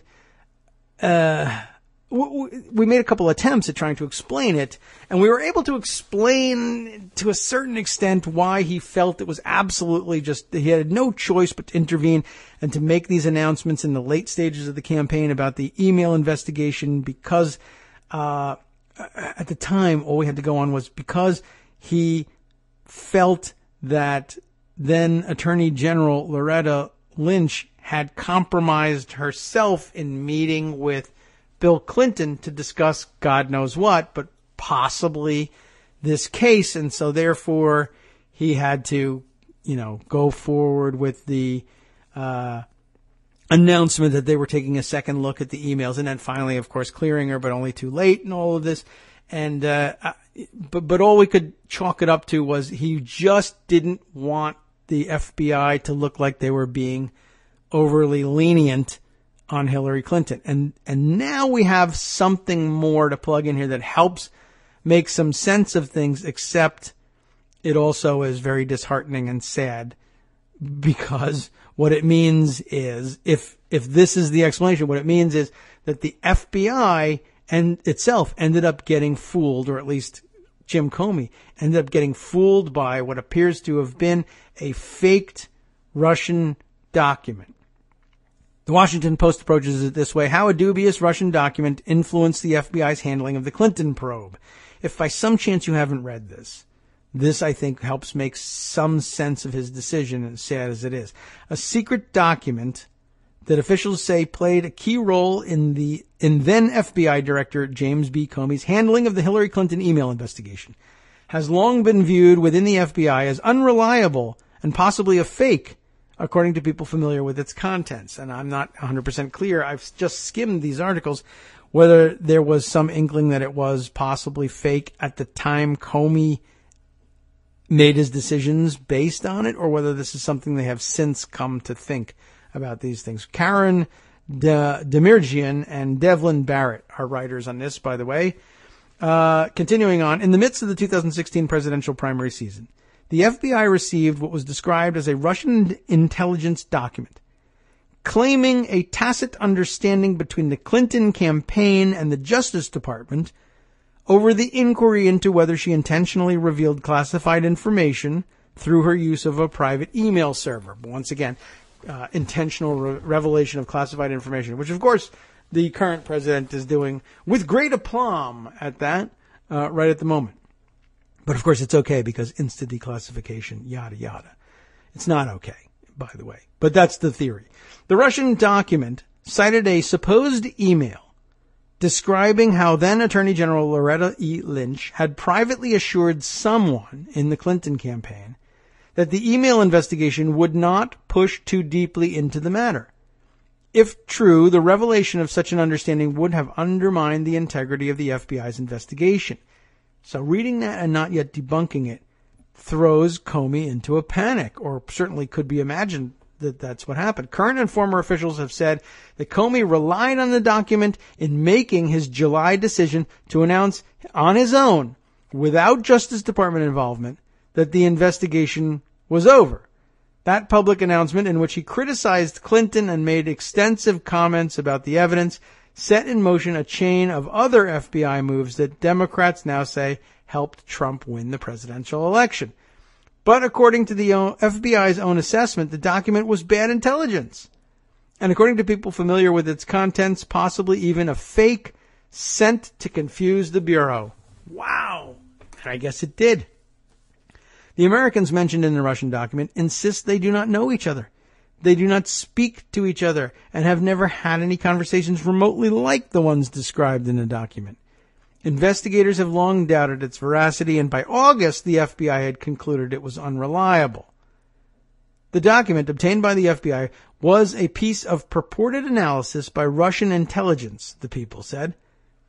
It referred to an email supposedly written by then chair of the Democratic National Committee, Debbie Wasserman Schultz, and sent to Leonard Bernardo, there's no R in the first part of it, at least here, Leonard Bernardo, an official with the Open Society Foundations, an organization founded by billionaire George Soros and dedicated to promoting democracy. So really like a right-wing, alt-right troll fantasy here. Debbie Wasserman Schultz sending an email to a George Soros lackey saying, I heard from the Justice Department that they're not going to investigate and everything's cool now because they totally want Hillary to win. The Russian document did not contain a copy of the email, but it described some of the contents of the purported message. In the supposed email, Wasserman Schultz was supposed to have claimed that Lynch had been in private conversation with a senior Clinton campaign staffer named Amanda Renteria during the campaign. No idea how I'm pronouncing that, whether it's correct or not. Anyway, the document indicated Lynch had told either Renteria or Renteria, that she would not let the FBI investigation into Clinton go too far, according to people familiar with it.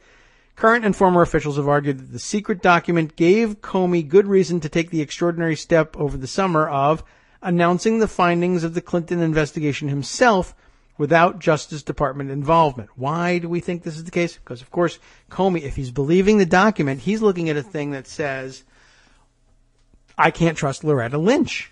I mean, imagine what you do if you're the FBI director and you come across a document which, for whatever reason you are believing, you're giving credence to at that time, that says the Attorney General is implicated in this. And although the results of the investigation that need to be announced are that there isn't anything to it and they're going to close it at this point, and there's just no reason to believe that there was any criminal violation here after all.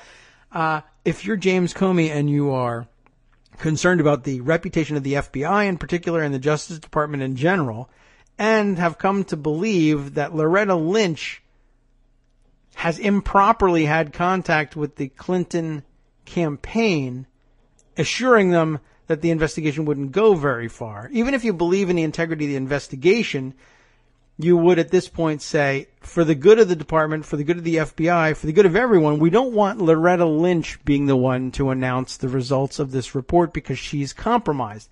It would be better for everyone if I announced the results of the investigation, which, though still favorable to Clinton, would at least be coming from someone who's neutral in the situation and not someone compromised like Loretta Lynch. He probably thought he was doing her a big favor, if this is all true. Comey, it says, had little choice, at least what these sources said, that he had little choice because he feared that if Lynch announced no charges against Clinton and then the secret document leaked, the legitimacy of the entire case would be questioned.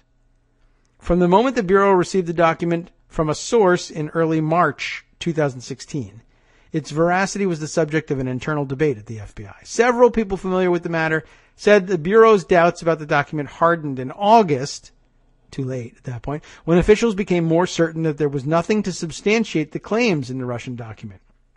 FBI officials knew the Bureau never had the underlying email with the explosive allegation, if it ever existed. Yet, senior officials at the Bureau continued to rely on the document before and after the election as part of their justification for how they handled the case. After the election, even. Wasserman Schultz and Bernardo said in separate interviews with the Washington Post that they do not know each other and have never communicated. Renteria, in an interview, said people familiar with Lynch's account said the two also do not know each other and have never communicated. Lynch declined to comment for this article. By the way, I guess I'll go and check here whether anybody has any pronunciation guides for the names involved here. So far, I don't see anything. Okay, so nobody knows. Moreover, Wasserman Schultz, Bernardo, and Renteria have said that they never have been interviewed by the FBI about the matter, so they didn't even ask them. Comey's defenders still insist there is reason to believe the document is legitimate and that it rightly played a major role in the director's thinking. Interesting. It was a very powerful factor in the decision to go forward in July with the statement that there shouldn't be a prosecution, said a person familiar with the matter. The point is that the Bureau picked up hacked material that hadn't been dumped by the bad guys involving Lynch, and that would have pulled the rug out of any authoritative announcement. I want to go back over that paragraph again because I think I got confused about things yesterday too. It was a very powerful factor in the decision to go forward in July with the statement that there shouldn't be prosecution. The point is that the Bureau picked up hacked material that hadn't been dumped by the bad guys, the Russians, involving Lynch. Interesting. And that would have pulled the rug out of any authoritative announcement. So I guess my initial thought on this was my mind at the moment that we heard the story went back to people's claims, and they weren't, I don't think, based in anything in particular. It was just supposition. They were guessing that this could be the case. And I guess really it certainly could have been the case at the time, and it certainly looks like a better or a less baseless accusation now, though this still doesn't establish that it was correct. And it might not be, but the people were speculating in July about the DNC hack and then saying, if the material has been hacked by Russians, dumped to WikiLeaks, and then handed out by WikiLeaks, isn't there some, well, at a minimum, you would say, isn't there some chain of custody issue here? How can we be sure that these emails are genuine, unaltered, and are the genuine item? Because, of course, they didn't come directly from the source. They've been handled by hackers who have bad motives, period, because they're hackers. And WikiLeaks, which one might assume has, or presume, I guess we could say, have some bad motives because, I don't know, because we believe WikiLeaks hates Hillary Clinton for good reason or ill. They certainly are no fans of Hillary Clinton. And so at any rate, even if there's no particular, if there's no institutional ill will, no reason to believe that the institutions handling these things have any particular bias, there may be individuals inside of them that do. Anyway, so you normally you would have questions about the validity of these things. And people began to speculate at that point that, well, maybe some of it is has either been altered or is just fabricated and dumped in along with those other ones. And it would be rather a brilliant plan if you fabricated one or two documents and dumped them with 10,000 that you knew could be substantiated, and that the likelihood of them each being individually substantiated quickly enough to, squash any really serious rumors in the current news cycle is near zero. It's a good play. But this seems to make it pretty clear that this document, I guess, was hacked material, but it didn't come through the same channels. Where it came from, I think, still unclear. Other people familiar with the document disagree sharply, though, saying such claims are disingenuous because the FBI has known for a long time that Russian intelligence document is unreliable and based on multiple layers of hearsay. It didn't mean anything to the investigation until after senior FBI officials had to defend themselves, said one person familiar with the matter. Then they decided it was important, but it's junk, and they already knew that. An FBI spokesman declined to comment. Comey did not respond to requests for comment. The people familiar with the Russian document spoke on condition of anonymity because they're not authorized to discuss its contents. No one familiar with it asked the Post to withhold details about its origins to safeguard the source. Several of them said they were concerned about that revealing details now about the document could be perceived as an effort to justify the Trump's decision to fire Comey. But they agreed that the document and Comey's firing are distinct issues. Most of the people familiar with the document disagree strongly with the decision to fire the director, but they also criticized current and former officials who have privately cited the document as an important factor in the decisions made by Comey and other senior FBI officials. Comey told lawmakers he would discuss it with them only in a classified session.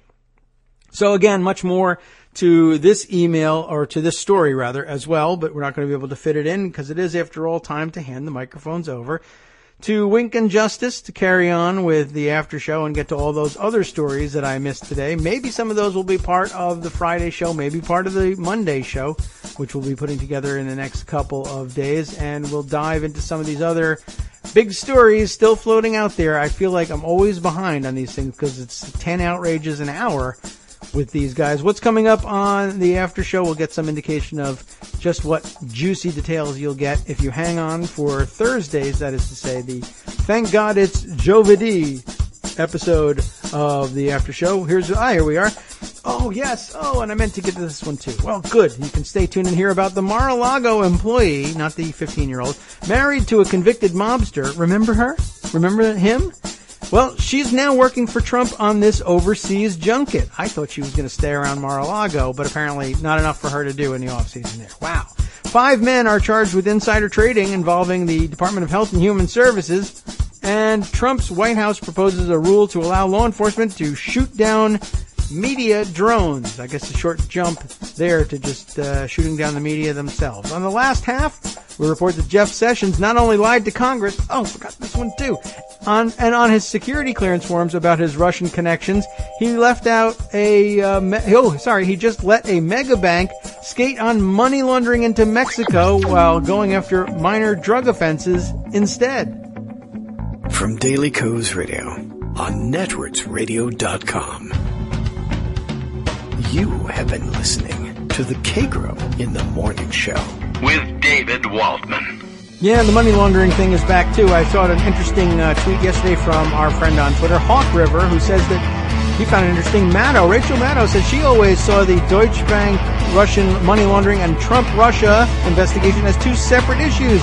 He says, hey, not if you listen to Kagro in the Morning. All true.